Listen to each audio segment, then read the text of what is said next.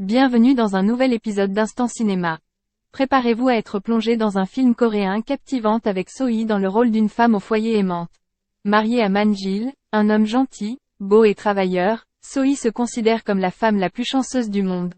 Cependant, lorsque son mari reçoit un texto compromettant, son bonheur conjugal s'effondre. Le titre de ce film sera révélé dans la description. Avant de vous plonger dans cette histoire passionnante, abonnez-vous à la chaîne et activez les notifications pour ne manquer aucune de mes prochaines vidéos. Votre soutien est précieux et me motive à partager ma passion pour le cinéma. Merci d'être ici et de soutenir ma chaîne. Le film s'ouvre sur un mystérieux vaisseau spatial qui s'écrase sur un lac à Séoul en Corée. Il semble venir d'une autre galaxie. Au bout d'un moment, une personne sans vêtements émerge lentement et se dirige vers la ville. Dans la scène suivante, on nous présente un couple, qui vient de se marier et qui est profondément amoureux l'un de l'autre. Le mari Man-jil est un homme travailleur et intelligent, qui s'occupe de toutes les tâches ménagères, même s'il a un emploi du temps très chargé. Par contre sa femme, So-hee, est toujours occupée à discuter avec ses amis et à faire du shopping. Elle se considère comme la femme la plus chanceuse du monde. Plus tard dans la soirée, elle assiste à une réunion d'anciens élèves du lycée, un événement qu'ils attendent avec impatience depuis 3 ans. L'une de ses camarades de classe, Young-sun, dont le rêve est de devenir actrice, fait une entrée embarrassante en glissant dans les escaliers. Elle cache cependant son embarras, affirmant qu'elle l'a fait délibérément pour s'entraîner en vue de ses prochains films d'action. Tandis que la conversation se déroule entre les camarades de classe, Young-sun interroge So-hee sur sa vie de couple. Notre héroïne répond de manière positive, décrivant son mari comme une personne séduisante, intelligente et dévouée, propriétaire d'une entreprise pharmaceutique. Quelques instants plus tard, le groupe commence à parler de leur ancienne camarade de classe, Sera, qui a apparemment fait de la prison après avoir assassiné son mari. Pourquoi l'a-t-elle fait? Elle l'aurait surpris en train de la tromper avec d'autres femmes. Après la soirée de retrouvailles, So-hee rentre tard à la maison et trouve son mari endormi. Alors qu'elle s'approche de lui, elle remarque un appel manqué sur son téléphone de la part d'une personne anonyme. En vérifiant davantage, elle découvre divers messages, dont un qui mentionne un rendez-vous avec Man-jil le vendredi. Comme prévu, cela inquiète So-hee, et elle commence à soupçonner que son mari pourrait avoir une liaison secrète à l'extérieur. Pour confirmer ses doutes, elle étudie les symptômes d'une personne qui a une liaison extra-conjugale. L'un des sites web affirme que ces personnes trouveront toujours des excuses, en disant qu'elles font des heures supplémentaires. Lorsque So-hee lit cela, elle est déçue car Man-jil lui a donné la même excuse plus tôt. Le lendemain matin, elle demande expressément à Man-jil ce qu'il a prévu pour vendredi, en l'invitant à une réunion de couple marié. Mais il refuse, prétextant un enterrement auquel il doit assister.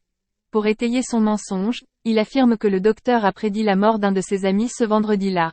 En entendant cette réponse, les doutes de So-hee se transforment presque en certitude. Mais pour confirmer ses soupçons, elle demande l'aide d'un détective nommé Dr. Jang. Elle lui verse une bonne rémunération et lui demande de surveiller de près son mari. Dans la scène suivante, le Dr. Jang se lance dans sa mission de filature de Man-jil et de surveillance de ses activités. Après l'avoir observé de près pendant une journée entière, il rencontre So-hee et lui fait part de toutes ses découvertes. Il révèle que Man-jil a d'abord visité un terrain de golf et a ensuite fait une séance d'entraînement de 2 heures non-stop à la salle de sport. Mais partout où il allait, il était entouré de femmes. Le Dr. Jang poursuit en affirmant que Man-jil a plusieurs femmes dans sa vie à part So-hee. Il est surprenant de découvrir qu'il possède 3 actes de mariage différents, en plus du sien, et toutes ses épouses précédentes ont disparu ou sont décédées. Le détail le plus étrange est qu'il a vu Man-jil à une station-service, où il a bu de l'essence pour une valeur de $30. Toutes ces informations sont trop lourdes à digérer pour le cerveau innocent de So-hee, elle s'en va donc en claquant la porte. Cette nuit-là, elle envisage de poignarder son mari pendant qu'il dort, mais se retire aussitôt. Se sentant impuissante, So-hee décide de se confier à son amie Sera, et exprime même son désir de faire tuer son mari. Après avoir entendu son histoire, Sera, qui a également connu 4 divorces dans le passé, lui dit que le mari parfait n'existe pas. Elle révèle également que la rumeur selon laquelle elle aurait tué son propre mari est fausse, mais dit qu'il méritait de mourir pour ses actes. Pendant ce temps à la maison, Man-jil empoisonne secrètement l'eau dans l'intention de tuer sa femme. Le lendemain, So-hee se rend au cabinet du Dr. Jang. Au cours de leur conversation, ce dernier commence à soupçonner que Man-jil n'est peut-être pas un être humain normal. Comme So-hee ne comprend pas, il lui montre un livre intitulé Indestructible, et suppose que son mari est une espèce mutante d'une autre planète. Selon le Dr. Jang, il a déjà été confronté à des cas similaires par le passé, mais tous ses clients ont disparu ou ont connu une fin tragique. Cependant, Soki a du mal à accepter que son mari soit un extraterrestre. Alors pour la convaincre, le Dr Jang l'emmène dans une station-service, où elle voit son mari engloutir des litres d'essence, ce qui l'étonne au plus haut point. D'autre part, le centre de quarantaine des formes de vie extraterrestres XCOM, organise une réunion secrète à laquelle assistent des scientifiques de l'espace, des fonctionnaires et des détectives. L'objectif premier de ce rassemblement est de capturer les extraterrestres, qui semblent collecter de l'ADN humain et répandre des virus au sein de la population humaine. Dans le cadre de la phase initiale de leur plan, ils ont l'intention de cibler Manjil, qui est considéré comme le chef du groupe d'extraterrestres. De retour à la maison, Soki prend une bouteille d'eau dans le réfrigérateur, ignorant qu'il s'agit de la même que celle que Manjil avait précédemment empoisonnée. Dès qu'elle boit l'eau, elle s'effondre sur le sol. Voyant cela, Manjil se précipite à ses côtés simulant l'inquiétude pour son bien-être. Mais dès qu'elle perd connaissance, il contacte ses compagnons extraterrestres, les informant qu'il a réussi sa mission. Plus tard, Soki est admise à l'hôpital, où le docteur leur annonce la triste nouvelle de sa mort. Ses amis de l'école qui sont également présents pleurent sa mort prématurée. Quelques instants plus tard, Sera arrive à son tour, et en apprenant la tragique nouvelle, elle tient Manjil pour responsable. Elle commence à l'agresser physiquement, tout en lui lançant différents gros mots. Pendant ce temps, Soki reprend soudain conscience et recrache le poison qu'elle a ingéré plus tôt. Cela choque Manjil, mais il fait semblant d'être heureux. Le lendemain, il se rend dans une pharmacie appartenant à l'un de ses associés extraterrestres afin d'acheter un poison plus puissant. Mais à son insu, les détectives ont surveillé de près ses activités. Plus tard dans la nuit, Manjil a une conversation téléphonique avec ses collègues aliens, discutant de leur plan pour éliminer Soki et se débarrasser de son corps. Il sourit en disant que c'est aujourd'hui son anniversaire et qu'il veut le fêter en faisant de ce jour celui de la mort de Soki. Ailleurs, Soki demande l'aide de Sera et du Dr Jang pour s'occuper de son mari. Après avoir quitté l'hôpital, le trio met au point un plan pour utiliser du courant électrique et tuer Manjil. Le Dr Jang a également créé un antidote contre les aliens, qu'il prévoit d'injecter à Manjil si leur stratégie initiale échoue.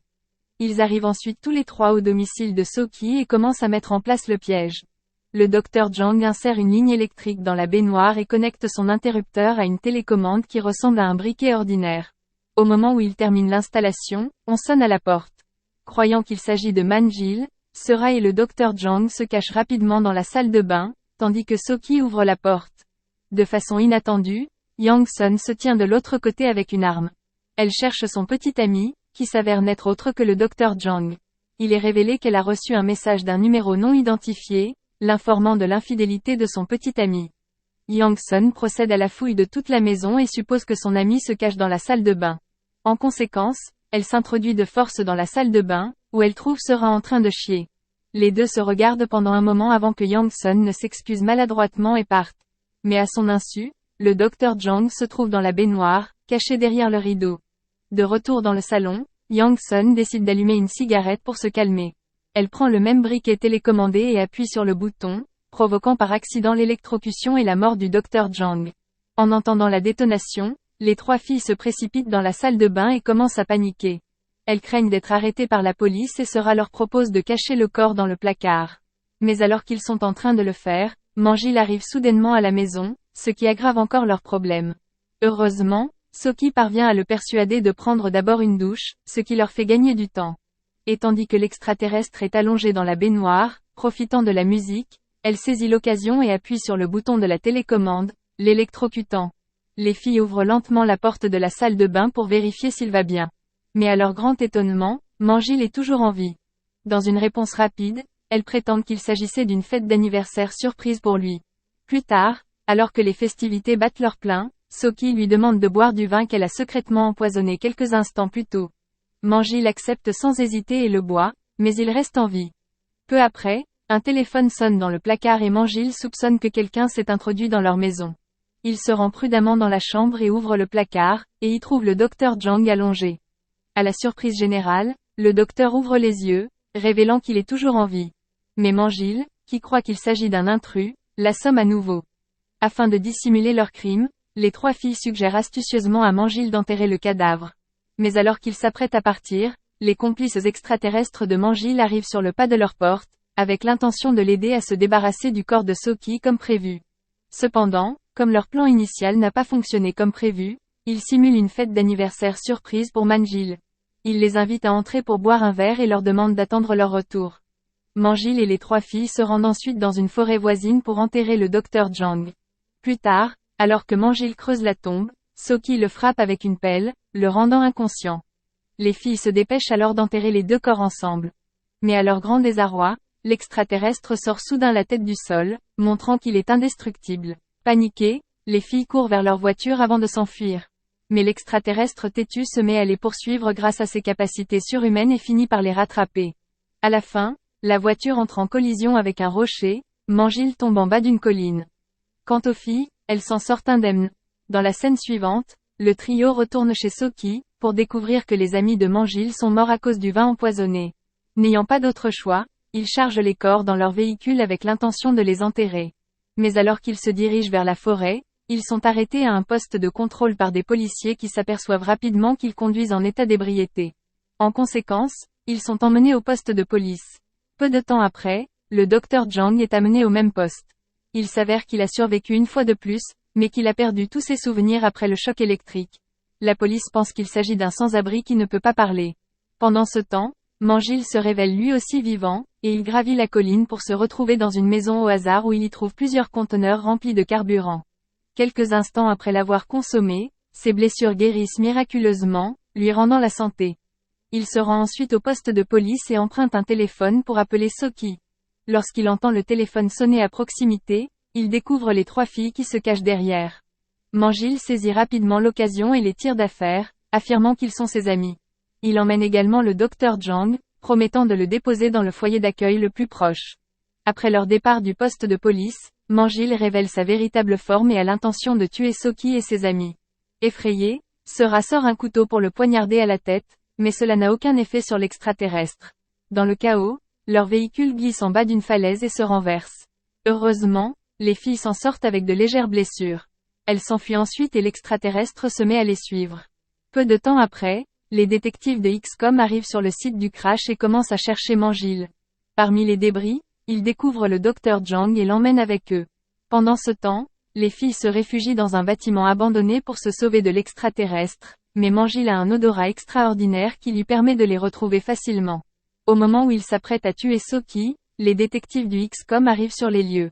Un combat s'engage entre les deux parties, mais Manjil avec ses pouvoirs supérieurs, bat les officiers l'un après l'autre.